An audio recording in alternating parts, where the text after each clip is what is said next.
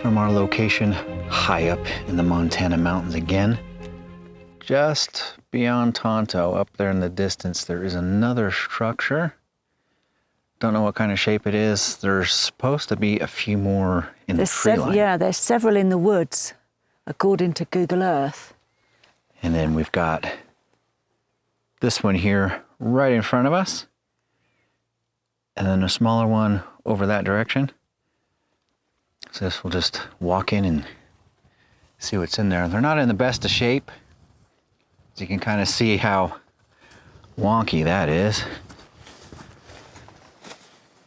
Probably, oh, are you okay? Yep. Probably There's a dip there. Probably not going to be much left in these. So there's some remnants of insulators. Look at that wallpaper up here. It's got a pattern on it. Is that pretty? Oh, it would have been. Yeah, bit of a floral-like pattern.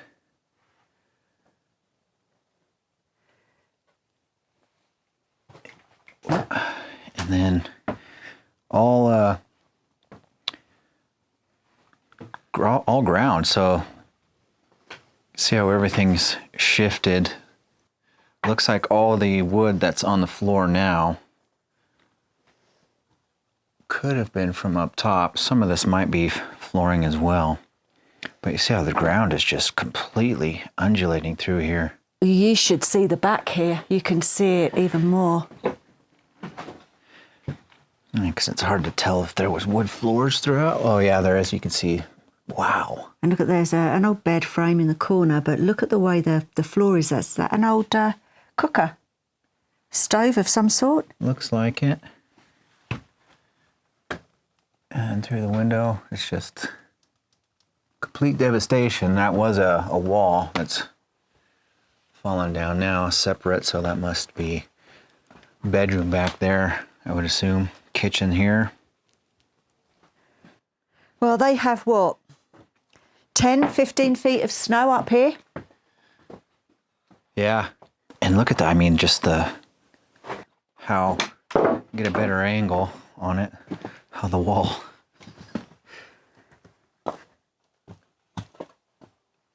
just devastated this whole.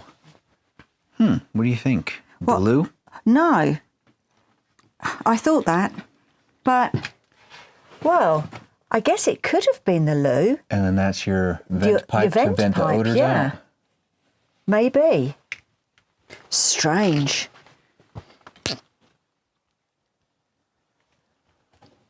Strange. Yeah. Okay, on to the next one. Well, I guess you wouldn't want to go out in 10 foot of snow to go for a pee-pee. No. Or a poop-poop.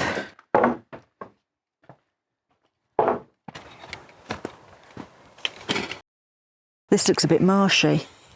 We've just seen, making our way over to that other structure, that this stream goes right underneath the foundations of the house. No wonder why it's being moved and torn apart. Imagine with the snow melt and everything else, how big this must get. Well, this is a whole area of marsh because you've got another stream here. And I think this could still be I can hear it. Snow melt. On approach, and you can see this one is in much the same state as the other, even with the log cabin style. See the chinking's actually breaking out of the... And you can actually see the chop marks. Yeah, the hand-hewn timbers. And is that? Just one room cabin here.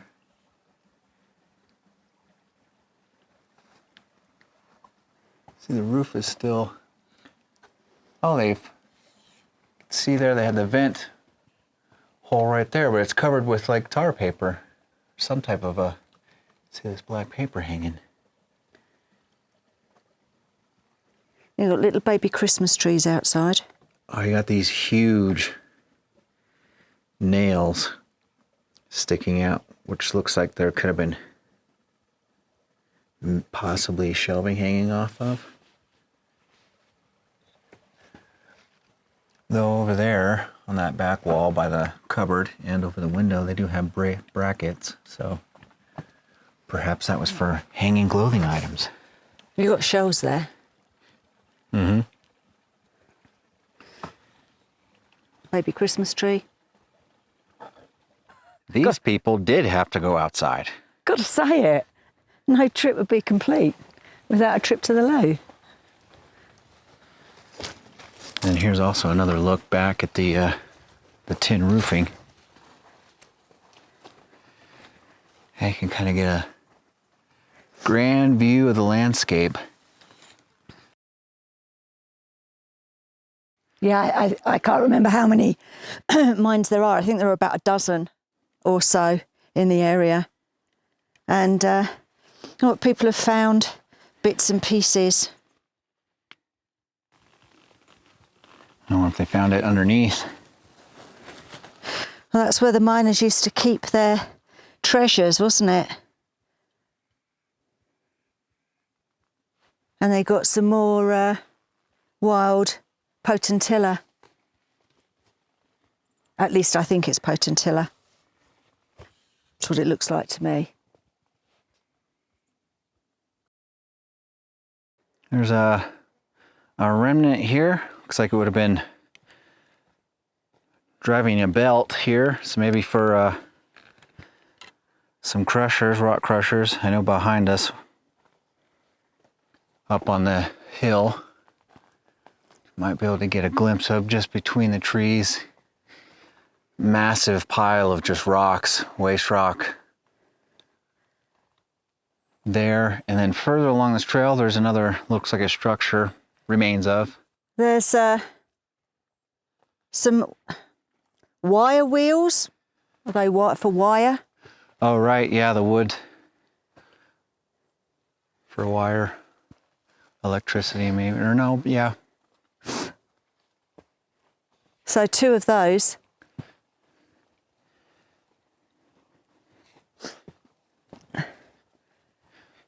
People normally tip those over and use them as tables in their gardens.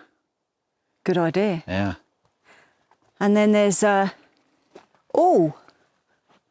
Okay. remains of an ore bin, I believe, up here. Yeah, there's a bunch of.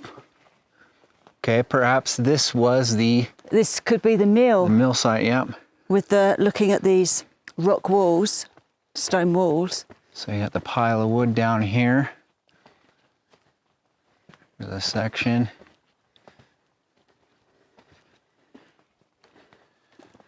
Yeah. Oh wow. I think so.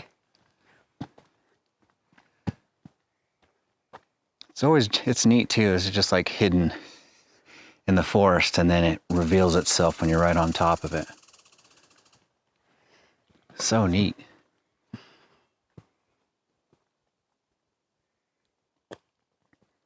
Okay, I walked up a little further, right at the bottom of like where the stamps.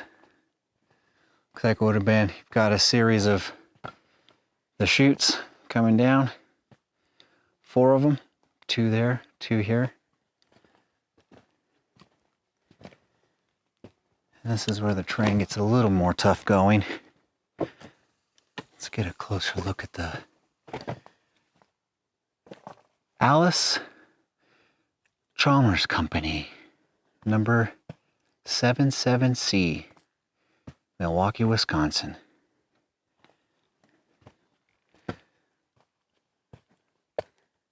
Keeping up the water now.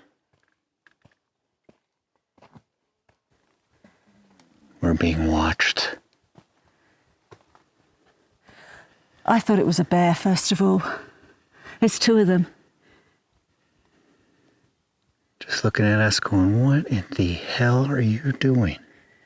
And listening to us shout at the bears. Yeah. Well, if the cows aren't frightened of us shouting, I don't know whether a bear would be. Well, we cows. have got our bear spray. Yeah. Boy, you can tell we're at elevation. I'm out of breath. But I think just right up there by the cow is the tippy top of the mill site here. We'll just have a quick gander around that. And we did spot another building or so in the distance that we'll get back to. So as Stephen isn't feeling very well because of the altitude, I'm just going to continue. So this is another cabin, and you can see all the material hanging still from the ceiling and from the walls. And I've just put my hand straight through a cobweb. So 2 rooms, nothing much left. Let's go through here. The second room, all the floor's gone away. Oh, wonder if that was a basement, you know, like a food storage. You've got another room back there, and then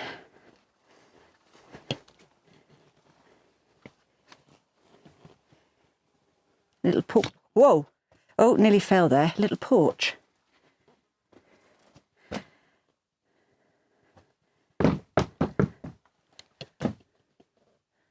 See all the sacking and the tin and the material still with the pattern on it. And you can see in the corner how they've actually used lids of tins to patch up the corner. Nothing goes to waste. Stovepipe over there, and picklety floor. So those are the rooms that we looked through.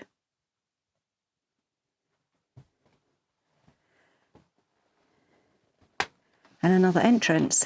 I'm not going to go down there. Right, let's make our way back out to see Steve-O. Whoa there! Oh, there's several down here actually. So we've got three more over there, at least. And then this one isn't anymore. So let's make our way over to those other ones. Oh, how exciting. So you just never know what you're going to discover hidden behind a tree. Look at that. 1, 2, 3, 4, 5, I can see. Now we're going to have to cross this little stream without getting wet.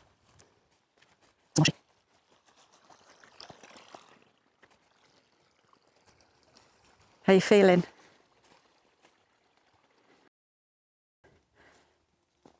So I'm just going to walk around with this. I'm used to giving out all the historic stuff rather than ad-libbing about cabins and what have you. Oh, hang on a minute. Look what I've spied on the roof. Solar panels. Somebody's been doing this cabin up. Let's walk around the outside first, just in case there's no trespassing signs. I don't think there is, otherwise there would have been one on the door. You can see the new roof and the new boarding. Well, I never. Now we are about 15 miles from the main road, I believe. Maybe a little bit more than that. Steep climb. You can see the mountains. That's where we came from, way over there. The road is okay getting up here. You do need high clearance 4x4, obviously, but we didn't have to do any bouldering or anything like that, so Tonto made it with ease. Okay, let's see what we've got in this cabin.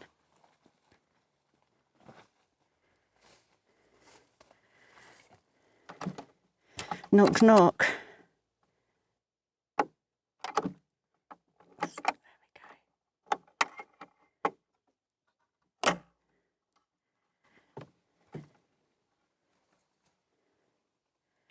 Ah. Someone's put plexiglass in there. So that is a window.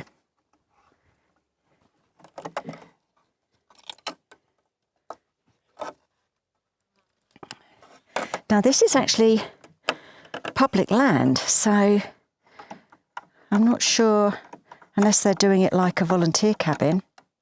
Let's pop that, look that back up.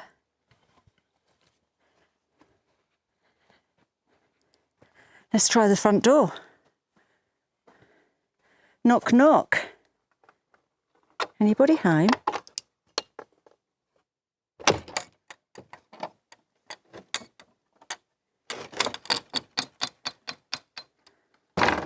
Wow, you can smell paint.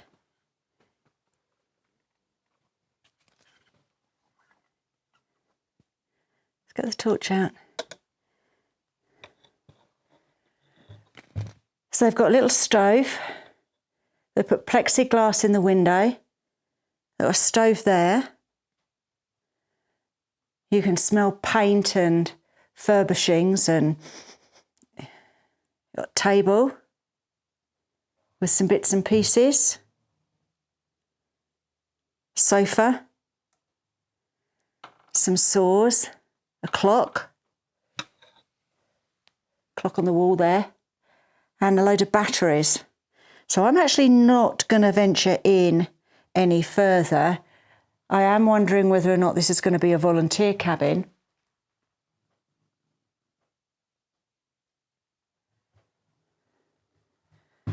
But as I said, there's no private or no trespassing signs up. But still, you never know.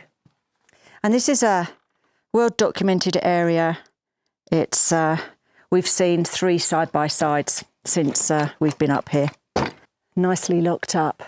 Right, let's go and venture and have a look at some other cabins. So those are the cabins that we've just come from. We've crossed a stream. Stephen's sitting down over there. Another side-by-side's just come past, actually. So let's take a look. Oh, let's take a look at this cabin. Me huffing and puffing. Had a sod roof at some point. You can see.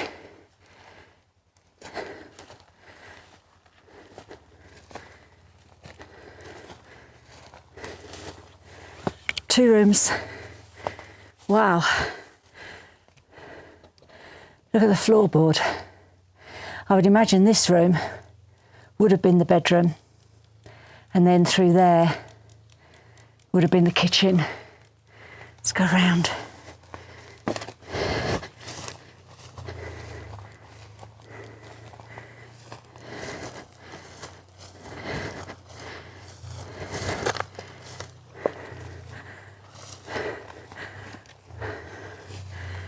There. And I would say possibly that might have been an outhouse. But yes.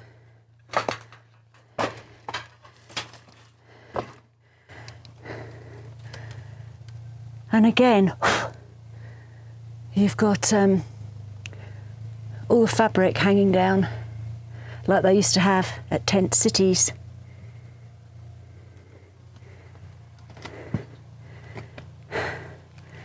Right, we're going to see that cabin now. So by the looks of it, this could possibly be 2 cabins. But again, a bit worse for wear. They have so much snow up here. So it's all, again, higgledy-piggledy.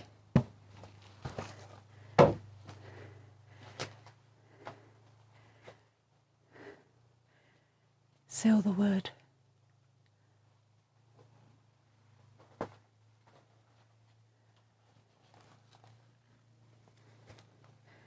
Now I'm also looking for animal footprints too. Looks like there used to be a stove in that corner there, and yet again you got that fancy wallpaper, fabric wallpaper. So I would imagine that a family, or at least a woman, would have lived here. Couldn't see an old hardcore miner bothering with fancy wallpaper somehow. Oh, okay, so it's not 2 cabins. It's one that had extensions. Again, wondering whether or not maybe extensions for family, children possibly. You've got another brick chimney there. So yeah, I would say possibly add-ons for kids. That's what I'm going with anyway.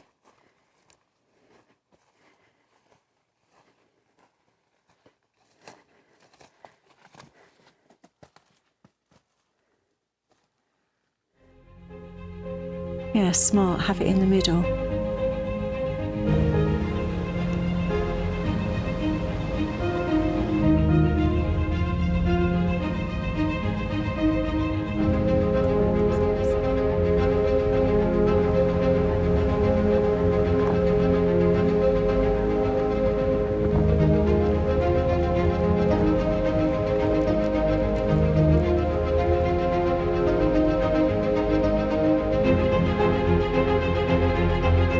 So here we are at Canyon Creek charcoal kilns, built late 1800s. Now, did you know that the charcoal from here was taken down to Glendale smelter by horse and cart back in the day? You can actually still smell it. Burning smell, and then also, we always say, the sound that it makes in here. Now I wonder why we haven't seen them built so close together as these. They're normally in a line, like the ones at Trona. I think there's 12 of them, and they're always in a line. These are grouped together, which I find really hard, because when they put all the wood in there, they close it up, and that's what the hole is at the top. They then put more wood on top and then close that, don't they? But I've noticed that some of them are white. It looks like, so a lot of them have got these, but it's been taken off. Ah, okay. So they're showing you how it's done. So they put all the wood in, light it, they seal this door up, and then they carry on topping it up from the window, and that's where the smoke comes out. That's where it vents. Is my understanding, anyway. And unfortunately, there's no sign at all.